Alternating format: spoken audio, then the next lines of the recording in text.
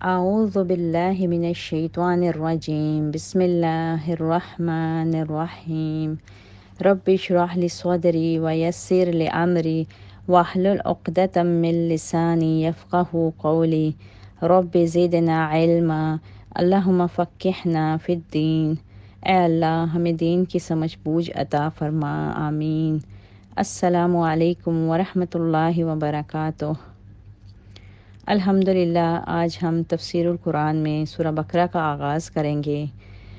میری پیاری ساتھیوں، کوشش کریں کہ آپ اپنا قرآن ترجمے والا اپنے سامنے ضرور رکھیں تاکہ آپ کو ٹیکسٹ نظر آتا رہے اور بہتر طریقے سے قرآن کی سمجھ آ سکے۔ سورہ فاتحہ کے بعد سورہ بقرہ ہے۔ یہ سورہ قرآن کی سب سے بڑی سورہ ہے۔ احادیث میں اس کی بے انتہا فضیلت آئی ہے۔ جس گھر میں سورہ بقرہ کی تلاوت ہوتی رہے، اس گھر میں شیطان کبھی داخل نہیں ہو سکتا۔ صحیح مسلم میں حضرت ابو ہریرہ رضی اللہ تعالیٰ عنہ سے روایت ہے کہ رسول اللہ صلی اللہ علیہ وآلہ وسلم نے فرمایا، اپنے گھروں کو قبرستان نہ بناؤ، اور جس گھر میں سورہ بقرہ پڑھی جائے یقیناً اس گھر میں شیطان داخل نہیں ہو سکتا۔ سورہ بقرہ کی تلاوت کرنا اور اس کو سننا جادو کا بہترین علاج ہے، گھر میں خیر و برکت کا باعث اور قیامت کے روز ہمارا ذریعہ نجات و مغفرت ہے۔ حضرت ابو امامہ رضی اللہ تعالیٰ عنہ کہتے ہیں کہ میں نے رسول اللہ صلی اللہ علیہ وآلہ وسلم کو یہ فرماتے ہوئے سنا، اقرأ والقرآن، قرآن پڑھا کرو کیونکہ یہ قیامت کے روز اپنے پڑھنے والوں کے لیے سفارش کرے گا، خصوصاً زہروین یعنی دو پھول، دو روشن صورتیں، ان کی تلاوت کیا کرو، سورہ بقرہ اور سورۃ آل عمران۔ یہ قیامت کے روز اس طرح قطار میں آئیں گی جیسے دو بادل ہیں یا دو سائبان ہیں، یا جیسے قطار میں اڑتے پرندوں کی دو ٹولیاں ہیں۔ وہ پڑھنے والوں کی طرف سے جھگڑا کریں گی۔ سورۃ بقرہ ضرور پڑھا کرو کیونکہ اس کا پڑھنا باعث برکت ہے اور اس کا چھوڑنا باعث حسرت ہے، اور جادوگر اس کا مقابلہ نہیں کر سکتے۔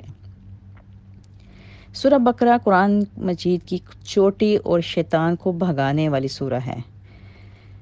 حضرت عبداللہ بن مسعود رضی اللہ تعالیٰ عنہ کہتے ہیں کہ رسول اللہ صلی اللہ علیہ وآلہ وسلم نے فرمایا، ہر چیز کی ایک چوٹی ہوتی ہے، اور قرآن مجید کی چوٹی فضیلت و عظمت کے اعتبار سے سورہ بقرہ ہے۔ جس گھر میں سورہ بقرہ پڑھی جائے شیطان سنتے ہی اس گھر سے بھاگ جاتا ہے۔ سبحان اللہ۔ سورہ بقرہ کی آخری دو آیات کی عظمت و برکت بہت زیادہ ہے۔ اس کا پتہ ہمیں احادیث سے چلتا ہے۔ پیارے نبی صلی اللہ علیہ وآلہ وسلم نے فرمایا کہ رات کو سونے سے پہلے سورہ بقرہ کی آخری دو آیات پڑھنے والا ہر آفت سے محفوظ رہتا ہے۔ حضرت ابن مسعود رضی اللہ تعالیٰ عنہ کہتے ہیں کہ نبی کریم صلی اللہ علیہ وآلہ وسلم نے فرمایا، جس نے رات کے وقت سونے سے پہلے سورہ بقرہ کی آخری دو آیات پڑھ لیں وہ اس کے لیے کافی ہیں۔ بعض احادیث سے ہمیں پتہ چلتا ہے کہ سورہ بقرہ کی آخری دو آیات جادو کا اثر ختم کرنے کی زبردست تاثیر رکھتی ہیں، اور جس گھر میں مسلسل 3 رات سورہ بقرہ کی آخری دو آیات پڑھی جائیں شیطان اس گھر کے قریب بھی نہیں پھٹک سکتا۔ حضرت نعمان بن بشیر رضی اللہ تعالیٰ عنہ سے روایت ہے کہ رسول اللہ صلی اللہ علیہ وآلہ وسلم نے فرمایا، اللہ تعالیٰ نے زمین و آسمان کی تخلیق سے 2000 سال پہلے ایک کتاب لکھی اور اس میں سے 2 آیات اتاریں جن پر سورہ بقرہ ختم ہوتی ہے۔ اگر یہ آیات مسلسل 3 رات تک پڑھی جائیں تو شیطان اس گھر کے قریب بھی نہیں پھٹکے گا۔ الحمدللہ۔ اور ایک حدیث میں ہے کہ سورہ بقرہ کی آخری 2 آیات پڑھ کر اللہ تعالیٰ سے جو بھی حاجت طلب کی جائے وہ پوری ہوتی ہے۔ ایک حدیث یہ ہم نے الحمدللہ سورہ فاتحہ کی تفسیر میں بھی پڑھی تھی کہ جناب جبرائیل علیہ السلام ایک روز نبی کریم صلی اللہ علیہ وآلہ وسلم کے پاس تشریف لائے۔ انہوں نے اوپر سے دروازہ کھلنے کی زوردار آواز سنی۔ جبرائیل علیہ السلام نے اپنا سر اٹھایا اور نبی کریم صلی اللہ علیہ وآلہ وسلم کو بتایا، یہ آسمانوں کے دروازوں میں سے ایک دروازہ ہے جو آج سے پہلے کبھی نہیں کھلا۔ اس سے ایک فرشتہ نازل ہوا ہے جو آج سے پہلے کبھی زمین پر نازل نہیں ہوا۔ اس نے آپ صلی اللہ علیہ وآلہ وسلم کی خدمت میں سلام عرض کی اور کہا، آپ صلی اللہ علیہ وآلہ وسلم کو 2 نور مبارک ہوں، آپ سے پہلے یہ نور کسی نبی کو عطا نہیں کیے گئے۔ سورہ فاتحہ اور سورہ بقرہ کی آخری 2 آیات، آپ انہیں پڑھیں گے تو آپ کو مانگی ہوئی ہر چیز ضرور ملے گی۔ سبحان اللہ۔ حضرت عبداللہ ابن مسعود رضی اللہ تعالیٰ عنہ نے فرمایا کہ سورہ بقرہ کی 10 آیتیں ایسی ہیں کہ اگر کوئی شخص رات میں ان کو پڑھ لے تو اس شخص کو جن یا شیطان گھر میں داخل نہیں ہوگا، اور اس کو اور اس کے اہل عیال کو اس رات میں کوئی آفت یا کوئی ناگوار چیز پیش نہیں آئے گی، اور اگر یہ آیتیں کسی مجنون پر پڑھی جائیں تو اسے افاقہ ہو جائے گا۔ انشاءاللہ وہ 10 آیتیں یہ ہیں: 4 سورہ کے آغاز سے، 1 آیت الکرسی، 2 آیتیں اس کے بعد کی، اور 3 آیتیں سورہ بقرہ کی آخر والے۔ یہ ابن کثیر سے روایت ہے، اور انشاءاللہ تعالی ہم سب کوشش کریں گے کہ ان 10 آیتوں کو ضرور زبانی یاد کریں، ڈیلی روٹین میں ان کو پڑھا کریں۔ وما علینا الا البلاغ۔ سورہ بقرہ یہ پہلی مدنی سورہ ہے۔ مکہ میں 86 یعنی 86 صورتیں نازل ہوئیں۔ اس طرح ترتیب کے لحاظ سے یہ 87 نمبر پر ہے۔ پیارے نبی صلی اللہ علیہ وآلہ وسلم کے مدینہ ہجرت کر کے آنے کے بعد سب سے پہلے یہ سورہ نازل ہوئی۔ اس کی 286 آیات ہیں اور 40 رکوع ہیں۔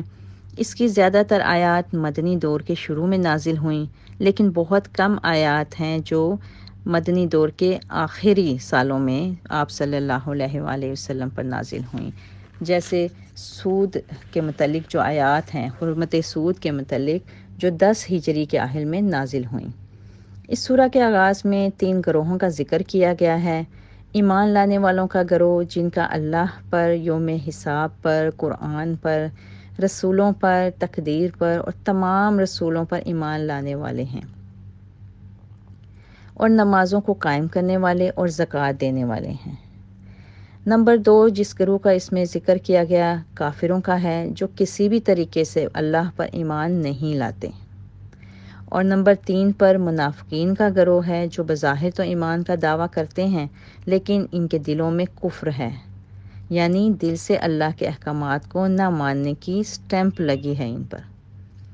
آئیے اب اس کو ذرا ڈیٹیل سے دیکھتے ہیں۔ الف لام میم یہ حروف مقطعات ہیں۔ قرآن کی بہت ساری صورتوں کے شروع میں اس طرح کے الفاظ لکھے گئے ہیں، جیسے طٰہٰ، حامیم، الف لام میم صاد، کیف ہا یا عین صاد۔ انہیں حروف مقطعات کہتے ہیں۔ ان کے متعلق علماء کرام کی مختلف ویوز ہیں، یعنی ان حروف کا معنی یا مقصد کسی کو نہیں معلوم، نہ ہی ہمیں تفاسیر میں اور احادیث میں ان کے متعلق کچھ بھی بتایا گیا ہے۔ ہر آسمانی کتاب اللہ تعالیٰ نے کچھ خاص سیکرٹس رکھے ہیں، اسی طرح یہ حروف مقطعات قرآن مجید میں اللہ تعالیٰ کا خاص راز ہیں، سیکرٹ ہیں۔ ہمارے لیے ان میں بحث و مباحثہ جائز نہیں، مگر اس کے باوجود یہ ہمارے فائدے سے خالی نہیں ہیں۔ نمبر 1 تو یہ کہ ان پر ایمان لانا، ان کو پڑھنا ہمارے لیے باعث ثواب ہے۔ اس کے علاوہ صحابہ اکرام نے کبھی بھی پیارے نبی صلی اللہ علیہ وآلہ وسلم سے ان حروف کے متعلق کچھ نہیں پوچھا۔ اب یا تو وہ ان کا مطلب جانتے تھے کیونکہ عربی ان کی اپنی زبان تھی، اور ہم جانتے ہیں کہ عربی ایک وسیع زبان ہے۔ ذالک الکتاب لا ریب فیہ ھدی للمتقین، اس کتاب میں کوئی شک نہیں، ہدایت ہے متقین کے لیے، پرہیزگاروں کے لیے۔ یعنی جب ہم قرآن پڑھنا شروع کریں تو ہمیں یہ چیز اپنے دل و دماغ کو میں بٹھا لینی چاہیے کہ ہمیں اپنے دل کو بالکل سلیٹ کی طرح صاف کر لینا ہے، اور کسی قسم کے شک میں مبتلا نہیں ہونا۔ کون سے شک میں؟ کہ قرآن کا اللہ کی کتاب ہونے میں، قرآن کے محفوظ ہونے میں، قرآن کے ہر لفظ کے سچا ہونے میں۔ ان چیزوں میں ہمیں بالکل بھی کسی قسم کے شک میں نہیں پڑنا، یعنی یہ کتاب جو میں پڑھنے لگی ہوں یا یہ اسے اس کے سچے رب کی طرف سے ہے جو اس نے اپنے نبی صلی اللہ علیہ وآلہ وسلم کے دل پر اتاری، اور اس کا ایک ایک حرف سچا ہے۔ یہ کسی انسان کی لکھی ہوئی نہیں ہے، جیسے کہ مکہ کے کافر کہتے تھے کہ محمد صلی اللہ علیہ وآلہ وسلم نے یہ کتاب خود سے گھڑ لی ہے، یا وہ کہتے تھے کہ دوسرے عالموں سے سن کر آپ صلی اللہ علیہ وآلہ وسلم نے اس کو خود سے لکھ لیا ہے۔ نہیں، اس قسم کے ہر شخص سے باہر نکل کر مجھے قرآن پڑھنا ہے، اور اللہ نے خود قرآن میں اس کے محفوظ کرنے کا دعویٰ کیا ہے، اور یہ دعویٰ اللہ کا سچا ہے۔ آج تک قرآن کا حرف بہ حرف محفوظ ہے، اور یہ ایسا دعویٰ ہے جو کوئی انسان نہیں کر سکتا۔ کوئی بھی انسان کسی بھی چیز کو ہمیشہ کے لیے محفوظ نہیں کر سکتا، نہ ہی ایسا دعویٰ کر سکتا ہے کہ فلاں چیز میں نے لائف ٹائم کے لیے سیو کر لی ہے۔ ایسا دعویٰ سوائے اللہ تعالیٰ کے کوئی نہیں کر سکتا، نہ ہی کوئی اس کتاب کو تبدیل کر سکتا ہے۔ 1956 میں آیات اور صورتوں کی ترتیب کو بدل کر نیا قرآن شائع کیا گیا، جس میں پہلی سورہ زلزال رکھی گئی اور سورہ بقرہ کو 29 نمبر پر رکھا گیا۔ لاکھوں کی تعداد میں اسے شائع کیا گیا اور صرف نصف یعنی $50 اس کی قیمت رکھی گئی، لیکن بہت جلد وہ کتاب دنیا سے ختم ہو گئی، اور ایسی کوششیں آج تک جاری ہیں اور جاری رہیں گی، لیکن ان کا نام و نشان اس طرح دنیا سے مٹتا رہے گا انشاءاللہ۔ باقی رہے گی تو یہ اللہ کی کتاب قرآن مجید، یہ اسی طرح حرف بہ حرف محفوظ رہے گی جس طرح پیارے نبی صلی اللہ علیہ وآلہ وسلم پر یہ کتاب نازل ہوئی تھی۔ کیونکہ اس کو محفوظ کرنے والا خود اللہ تعالیٰ ہے، اور وہ ان سب کاموں کی نگرانی خود کر رہا ہے۔ ہدی للمتقین، ہدایت ہے متقین کے لیے۔ خدا کا معنی ہے رہنمائی، ہدایت۔ یہ لفظ قرآن میں تقریباً 200 دفعہ آیا ہے۔ اب قرآن ہدایت کن کے لیے ہے؟ متقین کے لیے۔ اور متقین کون ہیں؟ ان کی کیا کوالٹیز ہیں؟ اگلی 4 آیتوں میں ان متقین کی کوالٹیز بتائی گئی ہیں۔ الذین یؤمنون بالغیب ویقیمون الصلاة ومما رزقناہم ینفقون والذین یؤمنون بما انزل الیک وما انزل من قبلک وبالآخرۃ ھم یوقنون، جو غیب پر ایمان لاتے ہیں، نماز قائم کرتے ہیں، اور جو کچھ ہم نے انہیں دے رکھا ہے اس میں سے اللہ کی راہ میں خرچ کرتے ہیں۔ نیز وہ آپ صلی اللہ علیہ وآلہ وسلم کی طرف نازل شدہ وحی پر بھی ایمان لاتے ہیں، اور اس پر بھی جو آپ صلی اللہ علیہ وآلہ وسلم سے پہلے نبیوں پر اتاری گئی تھیں، اور وہ آخرت کے دن پر بھی ایمان رکھتے ہیں۔ یعنی یہ وہ لوگ ہیں جو اللہ تعالیٰ پر، فرشتوں پر، رسولوں پر، کتابوں پر، روز آخرت پر، تقدیر پر ایمان لانے والے ہیں، وہ ہیں متقین، اور با جماعت کم از کم دن میں 5 نمازیں بر وقت ادا کرنے والے ہیں، وہ ہیں متقین، وہ ہیں ہدایت پانے والے لوگ۔ اس کے بعد اللہ تعالیٰ کے دیے ہوئے رزق میں سے بھی کھلے اور چھپے وہ لوگ خرچ کرتے ہیں، اور رزق سے مراد صرف مال و دولت ہی نہیں بلکہ ہر وہ نعمت ہے جو اللہ نے ہمیں دے رکھی ہے۔ یعنی اگر اللہ نے کسی کو علم و ہنر دیا ہے تو وہ دوسروں کو بھی سکھائے۔ پیارے نبی صلی اللہ علیہ وآلہ وسلم کی حدیث ہے کہ اگر ایک آیت بھی سیکھی ہے تو اس کو آگے پہنچاؤ، اور اگر اچھی صحت اور جوانی دی ہے اللہ نے تو اللہ کے دین کے راستے میں کسی بھی قسم کا جہاد کرنا، یہ سب اللہ کی طرف سے خاص عنایت ہے۔ ان کو اللہ کے راستے میں لگانا ہے، ان کو اللہ کے راستے میں کھپانا ہے، اور اپنے مال و دولت کے ذریعے کمزوروں اور ضعیفوں کی مدد کرنی ہے۔ اور متقینوں کے لیے اللہ تعالیٰ نے کیا صفات بتائی ہیں کہ ان کے مال و دولت سے فقیروں، یتیموں، مسکینوں کا حصہ محفوظ ہوتا ہے، وہ ان پہ خرچ کرتے ہیں، اور اس خرچ کی کم سے کم حد زکوٰۃ ہوتی ہے، اور اعلیٰ سے اعلیٰ درجہ کہ جو بھی ایکسٹرا ہوتا ہے وہ اللہ تعالیٰ کے راستے میں دے دیتے ہیں۔ اور ان سب کے ساتھ وما انزل من قبلک، یعنی سب آسمانی کتابوں پر اور آخرت پر ایمان رکھتے ہیں کہ ہماری زندگی بلا مقصد نہیں ہے، بلکہ ہمیں ایک نہ ایک دن آئے گا جس دن ہمیں اپنے کیے ہر عمل کا حساب دینا ہوگا۔ ہمارے ہر عمل کو اللہ کے پاس درج کیا جا رہا ہے اور ہم اس سب کا جواب دہ ہیں۔ جب یہ سب اوصاف، یہ سب کوالٹیز ہمارے اندر پیدا ہو جاتی ہیں تو پھر ہم متقین کا درجہ پا لیتے ہیں جو ایمان بالغیب رکھتے ہیں۔ پھر قرآن بھی ہمیں ہدایت کا راستہ دکھاتا ہے۔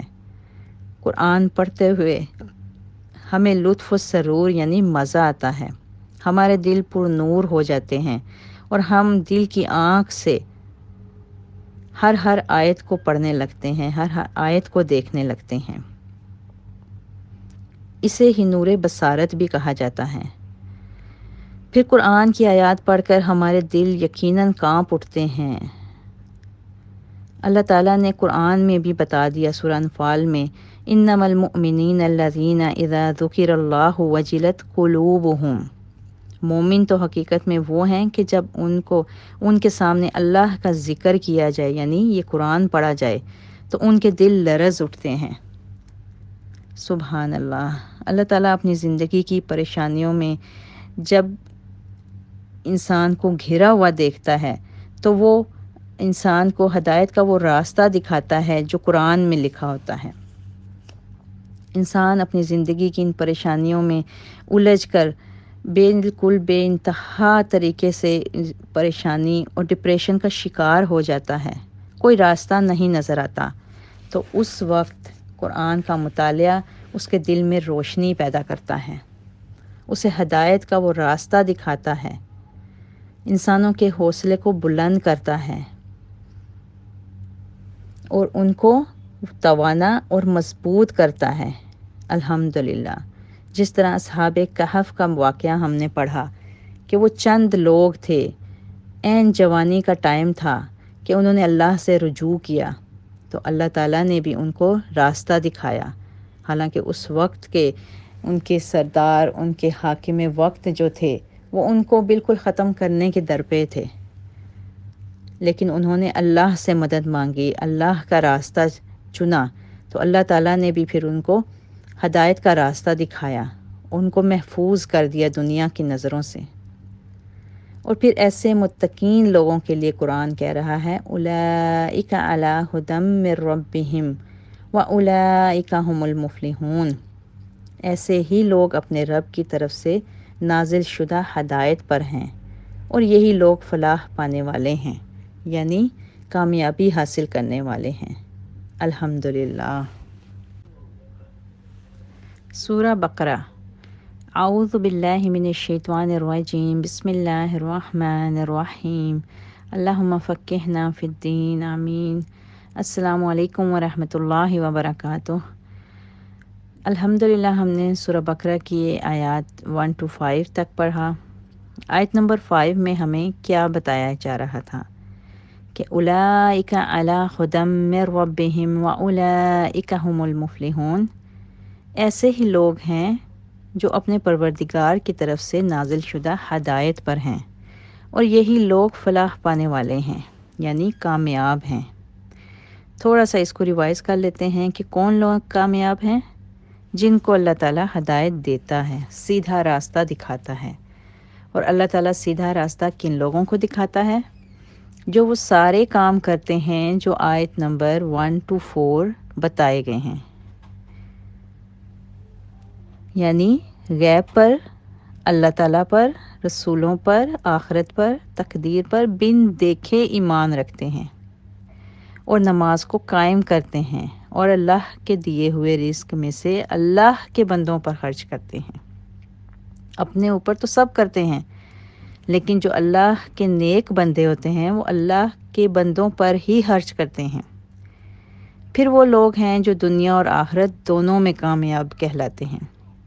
دنیا کی کامیابی تو ہر کسی کو مل جاتی ہے، لیکن آخرت کی کامیابی کے لیے اللہ کے بتائے ہوئے راستے پر چلنا ضروری ہے انشاءاللہ۔ آیت 6 دیکھتے ہیں۔ ان الذین کفروا سواء علیہم، جن لوگوں نے ان باتوں کو تسلیم کرنے سے انکار کر دیا ان کے لیے یکساں ہیں، خواہ تم انہیں خبردار کرو یا نہ کرو، بہرحال وہ ماننے والے نہیں ہیں۔ یہاں پر ان الذین کفروا، بے شک جن لوگوں نے کفر کیا، جنہوں نے بات کو تسلیم نہیں کیا۔ کیا مطلب ہے کفر کا؟ کیا مطلب ہے؟ انکار کرنا، حق کو چھپانا، قبول نہ کرنا، نہ ماننا، چاہے وہ قریش میں سے ہوں یا اہل کتاب میں سے ہوں، جو بھی کفر کرنے والے ہیں۔ سواء علیہم، ان کے لیے برابر ہے۔ اور کیا برابر ہے؟ انذرتہم، ہاں تم ان کو ڈراؤ یا نہ ڈراؤ۔ یہاں پیارے نبی صلی اللہ علیہ وآلہ وسلم کو کہا جا رہا ہے، لیکن ایک چیز جو ہمیں یہاں دیکھنی ہے کہ ڈرانے کا مطلب یہ نہیں کہ یہاں خوف زدہ کرنا ہے، نہیں، بلکہ تنبیہ کرنی ہے، خبردار کرنا ہے، ایسا ڈرانا جس میں خیر خواہی پائی جاتی ہے، اگلے کا فائدہ مطلوب ہوتا ہے۔ مثلا ہم کسی کو خبردار کریں کہ دیکھو سنبھل کر چڑھنا، گر نہ جانا، تو وہ چیز یہاں پہ پیارے نبی صلی اللہ علیہ وآلہ وسلم کو بتائی جا رہی ہے کہ آپ ان کو ڈرائیں یا نہ ڈرائیں، یہ ایمان لانے والے نہیں ہیں۔ کیوں ایمان لانے والے نہیں ہیں؟ ختم اللہ علی قلوبہم، اللہ نے ان کے دلوں پر مہر لگا دی ہے، وعلی سمعہم، اور ان کے کانوں پر بھی، یعنی کانوں کو بھی سیل کر دیا گیا ہے۔ وہ لوگ کسی کی بھی بات کو سنی انسنی کر دیتے ہیں، بلکہ کئی تو سنتے بھی نہیں۔ وعلی ابصارہم، اور ان کی آنکھوں پر پردہ پڑ گیا ہے۔ وَلَهُمْ عَذَابٌ عَظِيمٌ، وہ سخت سزا کے مستحق ہیں، یعنی یہ اب نہیں مانیں گے۔ آئیے اس آیت کو تھوڑی ڈیٹیل سے دیکھتے ہیں کہ اللہ نے لوگوں کے دلوں پر مہر کیوں لگائی۔ اگر اللہ نے مہر ہی لگا دی ہے تو اب وہ کیا کریں گے؟ اب تو وہ راہ راست نہیں پا سکتے۔ تو اصل بات یہ ہے کہ اللہ نے انسان کو مہر لگا کر پیدا نہیں کیا۔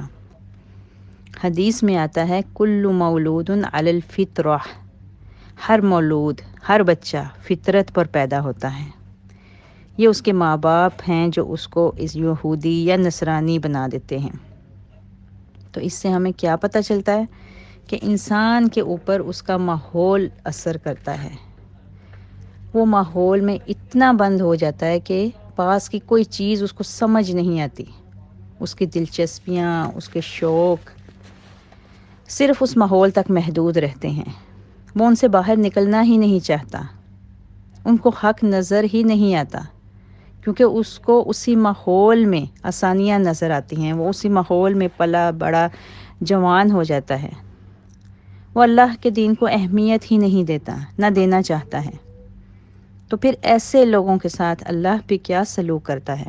ختم اللہ علی قلوبہم، کہ ان کے دل، ان کے کان پر مہر لگا دیتا ہے، ان کی آنکھوں کو بند کر دیتا ہے۔ وہ اپنے مطلب کی چیزیں تو خوب سنتا ہے، دیکھتا ہے، دل بھی لگاتا ہے ان سے، اگر نہیں توجہ کرتا تو ایمان کی طرف، حق کی طرف، کیونکہ یہ سب کچھ اس کے موڈ، خواہشات کے مطابق نہیں ہے۔ اگر کوئی بتائے بھی تو یہی کہہ کے چپ کر جاتا ہے کہ بس بس ٹھیک ہے، جو ہے جیسا ہے ٹھیک ہے، پھر وہ اپنی آنکھیں کان سب بند کر لیتا ہے۔ مثال کے طور پر، یہ عام ایک نارمل مثال ہے، اس کا کفر سے کوئی تعلق نہیں، لیکن سمجھنے کے لیے ایک مثال ہے کہ ہمارا بچہ بار بار ہمیں کچھ بتا رہا ہے، لیکن ہم اپنے موبائل پہ مصروف ہیں، ہمیں نہیں سنائی دیتا کہ وہ کیا کہہ رہا ہے۔ ہماری دلچسپی کیونکہ پوری کی پوری اپنے کام پر ہے، لہٰذا ہمیں پاس کی بجائے دور کی چیز سمجھ آ رہی ہے، کیونکہ ہماری توجہ، ہمارا انٹرسٹ اس طرف ہے۔ بالکل اسی طرح اگر ہم اپنے کان کو، آنکھ کو اللہ کی بات سننے کی طرف نہیں لگائیں گے، اس کے برعکس دنیا جہان کی دلچسپیاں ہمیں پسند آئیں، تو پھر دلوں پر مہر نہیں لگے گی تو اور کیا ہوگا؟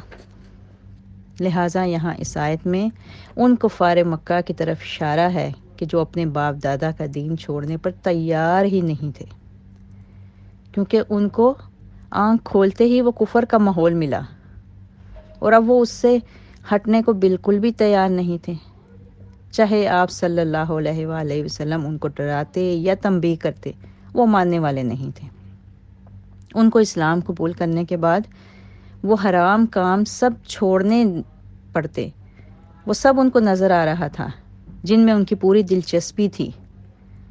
لہٰذا جب انہوں نے اللہ کے دین کو ماننے سے انکار کر دیا تو پھر اللہ نے بھی ان کی دیکھنے سننے کی ساری حصیں بند کر دی، مہر لگا دی، اور ان کے لیے عذاب عظیم کی خبر سنائی کہ وہ ایک بڑے عذاب کے مستحق ہوں گے۔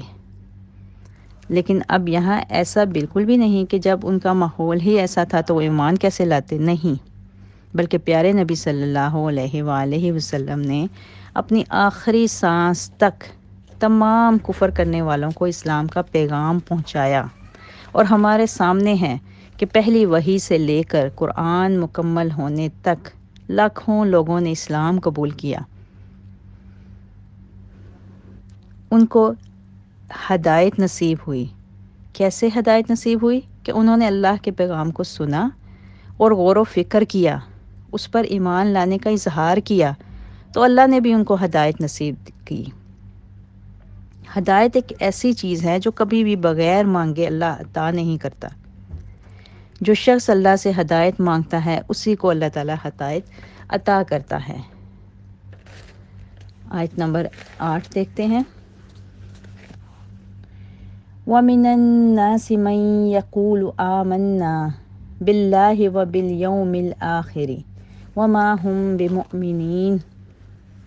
بعض لوگ ایسے بھی ہیں جو کہتے ہیں کہ ہم اللہ پر اور آخرت کے دن پر ایمان لائے ہیں، حالانکہ در حقیقت وہ مومن نہیں ہیں۔ اب یہاں اللہ تعالیٰ فرماتا ہے کہ ان کفر کرنے والوں میں بعض ایسے لوگ تھے جو بظاہر تو اللہ پر اور تمام ارکان اسلام پر ایمان رکھنے کا بار بار اعلان کرتے تھے، لیکن ان کے دل پیارے نبی صلی اللہ علیہ وآلہ وسلم اور مسلمانوں کے ساتھ نہیں تھے۔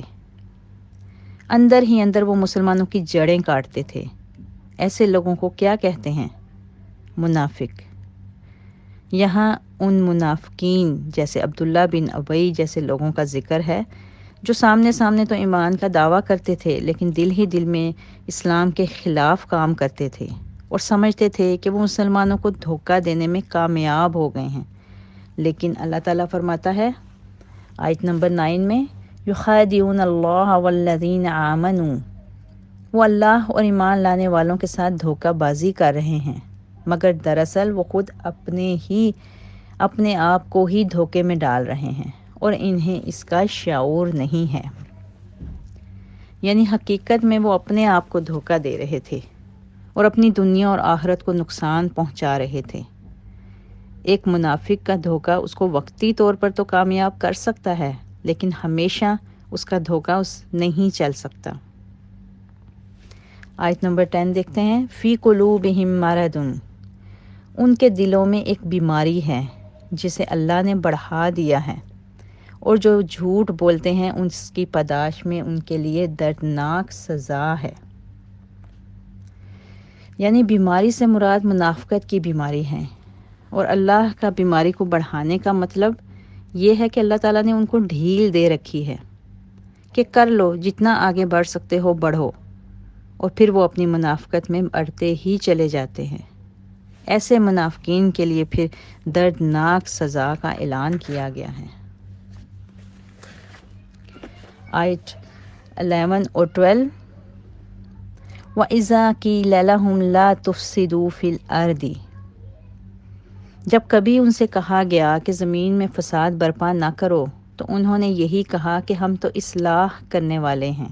خبردار، حقیقت میں یہی لوگ مفسد ہیں، مگر انہیں شعور نہیں ہے۔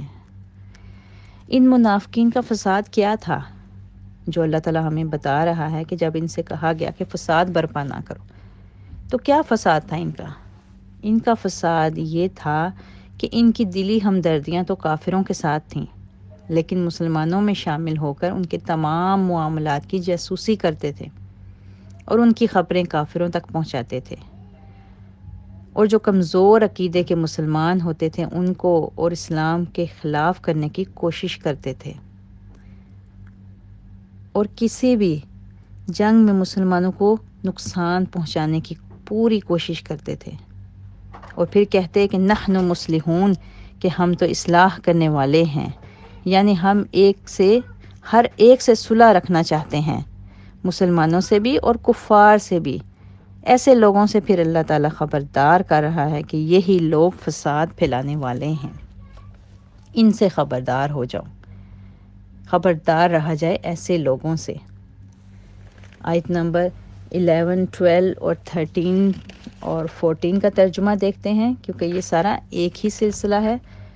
اور جب ان سے کہا گیا کہ جس طرح دوسرے لوگ ایمان لائے ہیں اسی طرح تم بھی ایمان لاؤ، تو انہوں نے یہی جواب دیا، کیا ہم بے وقوفوں کی طرح ایمان لائیں؟ خبردار، حقیقت میں تو یہ خود بے وقوف ہیں مگر یہ جانتے نہیں ہیں۔ جب یہ اہل ایمان سے ملتے ہیں تو کہتے ہیں کہ ہم ایمان لائے ہیں، اور جب علیحدگی میں اپنے شیطانوں سے ملتے ہیں تو کہتے ہیں کہ اصل میں تو ہم تمہارے ساتھ ہیں اور ان لوگوں سے محض مذاق کر رہے ہیں۔ اللہ ان سے مذاق کر رہا ہے، وہ ان کی رسی دراز کیے جاتا ہے اور یہ اپنی سرکشی میں اندھوں کی طرح بھٹکتے چلے جاتے ہیں۔ استغفر اللہ۔ یعنی وہ کم عقل منافق اس بات پر غور و فکر ہی نہیں کرتے تھے کہ آخرت کے فائدے پر دنیا کے فائدے کو ترجیح دینا ہی انسان کی سب سے بڑی غلطی ہے۔ ان منافقوں کے دنیا کے فائدے کیا تھے؟ مسلمانوں کی طرف سے ان کے جان و مال محفوظ ہو گئے تھے، مسلمانوں سے انہوں نے رشتے ناطے بنا لیے تھے، اور جنگ میں وہ دلی طور پر ساتھ نہ بھی ہوں تو پھر بھی فتح کی صورت میں مال غنیمت تو ملے گا ہی، اور جنگ ہارنے کی صورت میں کافروں کی طرف سے مال و دولت ملنے کی امید۔ یہی لالچ نے ان کے دل میں منافقت پیدا کر دی تھی۔ اسی لیے یہاں پر اللہ تعالیٰ ان کا راز فاش کر رہا ہے کہ جب وہ اہل ایمان یعنی سچے مسلمانوں سے ملتے ہیں تو ان کے ساتھ ہونے کا یقین دلاتے ہیں، اور جب اپنے شیطانوں یعنی اپنے سرداروں کے پاس جاتے ہیں تو ان کے ساتھ دینے کا پورا ان کو یقین دلاتے ہیں اور ان کو خوش کرنے کی کوشش کرتے ہیں، اور ان کے سامنے مسلمانوں کا یہ کہہ کر مذاق اڑاتے ہیں کہ ہم ان بے وقوفوں کی طرح ایمان لے آئے جنہوں نے اسلام قبول کر کے اپنے آپ کو اس دنیا کی رنگینیوں اور لذتوں سے محروم کر لیا ہے، کیا ہم بھی ایسے بے وقوف بن جائیں؟ وہ ایسے مسلمانوں کو بے وقوف سمجھتے تھے جنہوں نے اسلام قبول کر کے اپنے آپ کو کافروں کے ظلم و ستم اور تکلیفوں کے حوالے کر دیا تھا، اور جنگ جیسی جان لیوا آزمائش کو قبول کر لیا تھا۔ ایسے منافقوں کو مخاطب کر کے اللہ تعالیٰ فرما رہا ہے کہ وہ مذاق اہل ایمان کے ساتھ نہیں کر رہے بلکہ اللہ ان کے ساتھ مذاق کر رہا ہے۔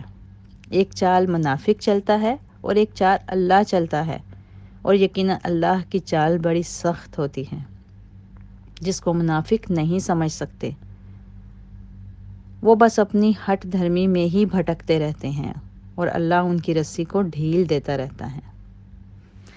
آیت نمبر 16 to 20 کا ترجمہ دیکھتے ہیں۔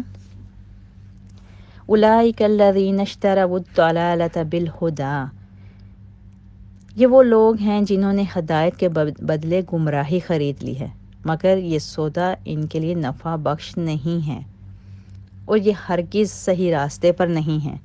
ان کی مثال ایسی ہے جیسے ایک شخص نے آگ روشن کی، اور جب اس نے سارے ماحول کو روشن کر دیا تو اللہ نے ان کا نور بصارت سلب کر لیا اور انہیں اس حال میں چھوڑ دیا کہ تاریکیوں میں انہیں کچھ نظر نہیں آتا۔ یہ بہرے ہیں، گونگے ہیں، اندھے ہیں، سمن بکمن اومیون، یہ اب نہ پلٹیں گے۔ یا پھر ان کی مثال یوں سمجھو کہ آسمان سے زور کی بارش ہو رہی ہے اور اس کے ساتھ اندھیری گھٹا اور کڑک اور چمک بھی ہے۔ یہ بجلی کے کڑاکے سن کر اپنی جانوں کے خوف سے کانوں میں انگلیاں ٹھونسے لیتے ہیں، اور اللہ ان منکرین حق کو ہر طرف سے گھیرے میں لیے ہوئے ہیں۔ چمک سے ان کی حالت یہ ہو رہی ہے کہ گویا عنقریب بجلی ان کی بصارت اچک لے جائے گی۔ جب ذرا کچھ روشنی انہیں محسوس ہوتی ہے تو اس میں کچھ دور چل لیتے ہیں، اور جب ان پر اندھیرا چھا جاتا ہے تو کھڑے ہو جاتے ہیں۔ اللہ چاہتا تو ان کی سماعت اور بصارت بالکل ہی سلب کر دیتا، یقیناً وہ ہر چیز پر قادر ہے۔ سبحان اللہ۔ اب یہاں پہ ان آیات میں منافقین کی سزا بتائی گئی ہیں کہ منافقوں نے مسلمانوں کے خلاف یہ ساری چالیں چل کر اپنے ہی لیے ہدایت کی بجائے گمراہی کو خرید لیا ہے۔ اللہ تعالیٰ ایک ایسے مومن مسلمان کی مثال دے رہا ہے کہ ایک سچا مسلمان ایک چراغ جلاتا ہے تاکہ سب کو روشنی حاصل ہو۔ یہاں پر روشنی سے مراد دین اسلام کی روشنی ہے۔ تو جو حقیقت کی آنکھ رکھنے والے لوگ ہوتے ہیں، جو سچائی کی طلب میں رہتے ہیں، حق کو دیکھنا چاہتے ہیں، وہ تو اس روشنی سے فائدہ اٹھا لیتے ہیں، لیکن جن کے دل میں منافقت ہو تو ان کو پھر یہ روشنی نظر آنے کے باوجود بھی کچھ نظر نہیں آتا، کیونکہ وہ سچ اور حق کو دیکھنا ہی نہیں چاہتے، سیدھی راہ چلنا ہی نہیں چاہتے، نہ تکلیفیں برداشت کرنا چاہتے ہیں۔ تو پھر ایسے لوگوں کے لیے اللہ نے کہا ہے کہ سمن بکمن اومیون، کہ یہ بہرے ہیں، گونگے ہیں، اندھے ہیں، اب واپس نہیں آئیں گے یہ لوگ، بلکہ گمراہی میں بھٹکتے رہیں گے۔ اب یہ پہلی مثال تو اللہ تعالیٰ نے منافقوں کی دی، جو دل ہی سے اسلام کے انکاری تھے، منکر تھے، اور دوسری مثال جو بارش اور بادل اور بجلی کی چمک دمک کی دی، وہ ایسے کمزور ایمان والوں کی ہے جن کے دل میں ایمان تو ہوتا ہے لیکن وہ کنارے کنارے رہ کر چلنا چاہتے ہیں، دین کے راستے میں کوئی مشکل، کوئی تکلیف برداشت نہیں کرنا چاہتے، ذرا کوئی مشکل آئی اپنا دامن کو ایک سائڈ پہ بچا لیتے ہیں۔ تھوڑی تھوڑی سی یہ ہمیں اپنی سچویشن، اپنے حالات ان جیسے لوگوں سے ملتے جلتے نظر آتے ہیں، اور یہ صرف اور صرف ایمان کی کمزوری ہے۔ ہمت کرے انسان، حوصلہ پکڑے، اللہ تعالیٰ اسباب پیدا کرنے والا ہے۔ دین کے راستے کی مشکل کو اللہ تعالیٰ آسان بنا دیتا ہے، جیسے یہاں بارش سے مراد اسلام ہے جو انسانوں کے لیے رحمت بن کر آیا، اور اندھیری گھٹا اور کڑک اور چمک سے مراد وہ آزمائشیں، وہ تکلیفیں ہیں جو سیدھے راستے پر چلنے سے ملتی ہیں۔ ٹھنڈے ٹھنڈے حالات میں تو ہمیں دین بڑا اچھا لگتا ہے، لیکن جہاں اپنی خواہشات اور آسانیوں کے خلاف بات ہوئی، فوراً ہی خاموشی اختیار کر لیتے ہیں۔ جہاں دین پر عمل کرنے کا وقت آتا ہے، اپنے آپ کو کمزور سمجھ لیتے ہیں۔ ایسے لوگوں کو جو دل میں کمزور ہی صحیح لیکن تھوڑا بہت ایمان رکھتے ہیں، ان کے لیے پھر کہا جا رہا ہے کہ اللہ چاہے تو ان کو بھی آنکھیں ہوتے ہوئے بھی اندھا کر دے، جس طرح منافقوں سے اللہ تعالیٰ نے نور بصارت چھین لیا ہے۔ لیکن یہ اللہ کا قانون اور قاعدہ نہیں کہ جو کسی حد تک بھی دیکھنا چاہے اور سننا چاہتا ہو، اسے اتنا بھی نہ دیکھنے اور سننے دے۔ جو جس قدر بھی حق دیکھنے اور حق سننے کے لیے تیار ہوتا ہے، اللہ تعالیٰ اسے اتنا ہی اس کے لیے ہدایت مقرر کر دیتا ہے۔ اللہ تعالیٰ ہم سب کو حق دیکھنے اور سننے والا بنائے اور اس پہ عمل کرنے والا بنائے۔ آمین یا رب العالمین۔ وما علینا الا البلاغ۔